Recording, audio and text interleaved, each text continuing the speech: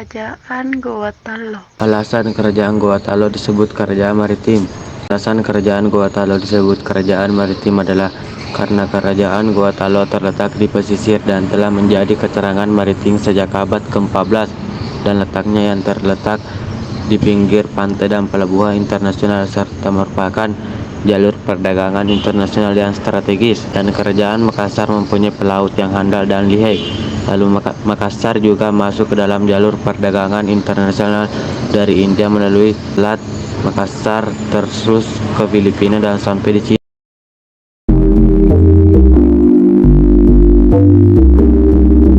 Anggota LO bersifat maritim dengan dua kegiatan utama, yaitu pelayaran dan perdagangan. Sering berkembang, Gotalo menjadi pusat perdagangan di kawasan timur Nusantara. Para saudagar muslim mulai berniaga ke wilayah ini pada akhir abad ke-16. Kerajaan Gotalo memasuki masa Islam dan berubah menjadi kesultanan agama Islam, mulai masuk di Sulawesi Selatan karena daku dari Daturi Bandang dan Datu Sulaiman dari Minangkabau. Penguasa Gotalo pertama yang memeluk Islam adalah Menggaraini dan Menarabiah dengan gelar Sultan Alauddin. 2 tahun kemudian seluruh rakyat selesai diislamkan. Setelah menjadi Kesultanan Gotalo yang bercorak Islam, rakyatnya sangat terikat pada norma adat yang didasarkan pada ajaran Islam.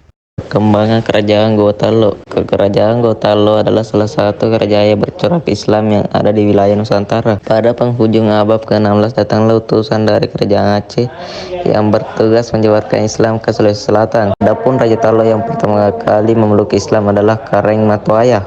Kareng Matuaya sendiri merupakan Raja Talo ke-8.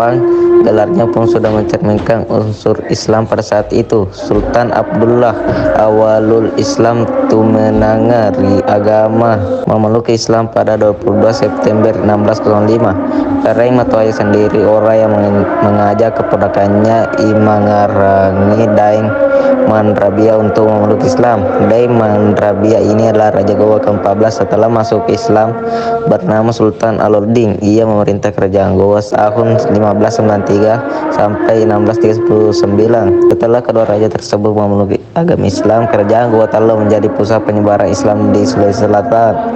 Raja-rajanya setelah itu bergelar Sultan, gelar raja yang umumnya dipakai di kebanyakan kerajaan bercorak Islam. Diperkirakan awal ke abad ke-17 kerajaan Goa sudah bercorak Islam. Pada masa itu hampir seluruh kerajaan di Sulawesi Selatan memeluk agama Islam kecuali Tanah Toraja. Masa kejayaan Kerajaan Goa Talo.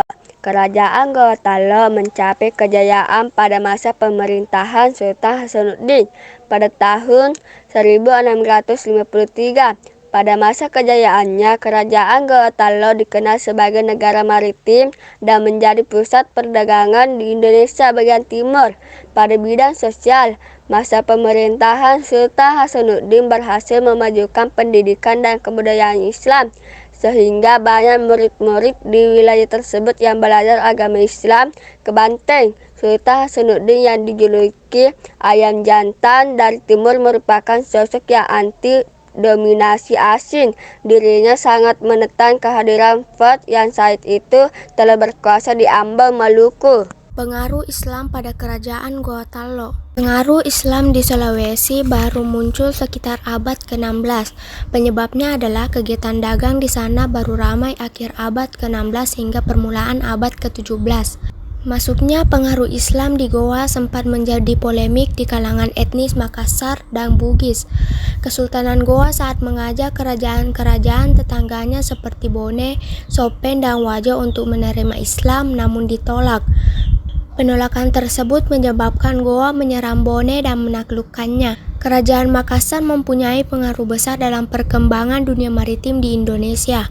Hal ini dibuktikan dengan berkembang pesatnya pelabuhan dagang Makassar dan banyaknya para pedagang yang singgah di pelabuhan tersebut. Pengaruh eksistensi Kerajaan Makassar dalam bidang maritim membawa dampak positif dalam bidang ekonomi sekaligus keuntungan politik bagi penguasa setempat. Kerajaan ini juga terkenal dengan pembuatan kapal pinisi dan lambo yang digunakan sebagai sebagai penunjang kegiatan pelayaran. Kehidupan ekonomi Kerajaan Goa Talo. Pelabuhan Makassar sebagai pusat kekuasaan Goa Talo merupakan pelabuhan ramai yang dikunjungi oleh para pedagang dari berbagai bangsa. Wilayah maritim yang notabene adalah wilayah pantai dan lautan dimanfaatkan oleh masyarakat di kerajaan-kerajaan untuk melakukan perdagangan secara global. Perkembangan peradaban masyarakat Indonesia pertalian erat hubungannya dengan pesisir pantai dan lautan sebagai zona maritim. Masyarakat lepas pantai umumnya bukan hanya memanfaatkan lautan yang memenuhi kebutuhan pangan lautan dengan berprofesi sebagai nelayan, akan tetapi lebih dari itu pesisir pantai dan lautan dijadikan sebagai bandar perdagangan. Kehidupan sosial Kerajaan Goa Talo. Sebagai negara maritim, sebagian besar masyarakat Makassar yaitu nelayan dan pedagang. Mereka giat berusaha untuk meningkatkan taraf kehidupannya. Bahkan tak jarang dari mereka yang merantau untuk menambah kemakmuran hidupnya. Walaupun masyarakat Makassar mempunyai kebebasan berusaha dalam mencapai kesejahteraan hidupnya, tetapi kehidupannya mereka sangat terikat dengan norma adat yang dianggap sakral.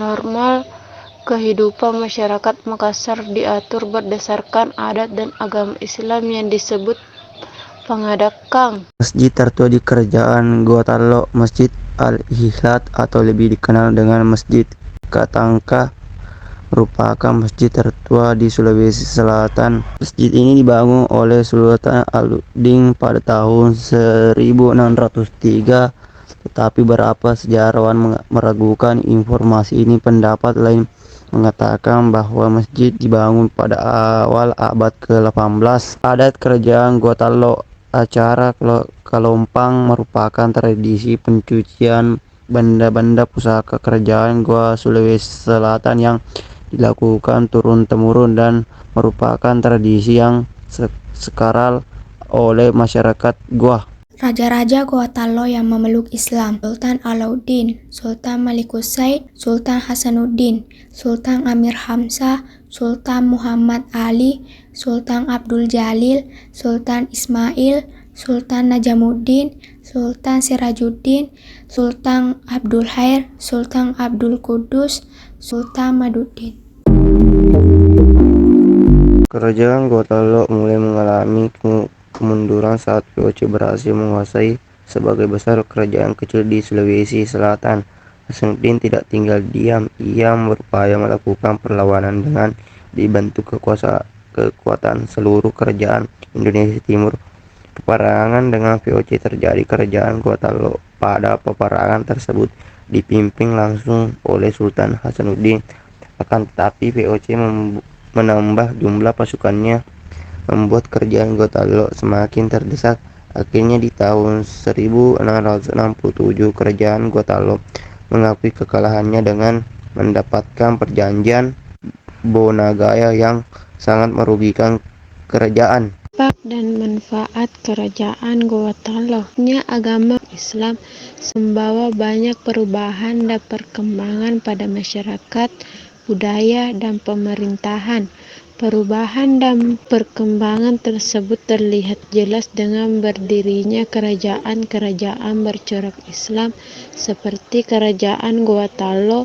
Kerajaan Islam bertumpu pada sektor agraris dan maritim karena sebagian besar melakukan aktivitas perdagangan lokal maupun internasional. Kemajuan aktivitas perdagangan pada masa Islam didukung oleh komoditas barang dagangan yang baik kualitasnya dan aktivitas pelayaran yang ramai di jalur persimpangan niaga.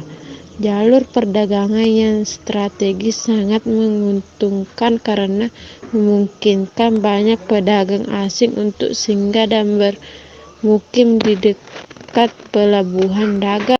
Manfaat dan dampak Kerajaan Goa Talo dapat dilihat dari bidang seni dan arsitektur.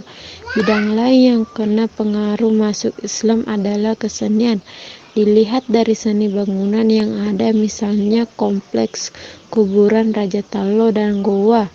Peninggalan Kerajaan Gua Talo. Benteng Somba Opu. Benteng Somba Opu adalah benteng peninggalan Kesultanan Goa yang dibangun oleh Raja Goa ke-9 Daeng Mata Andre Karaeng Tumaparisi Kalona pada tahun 1525.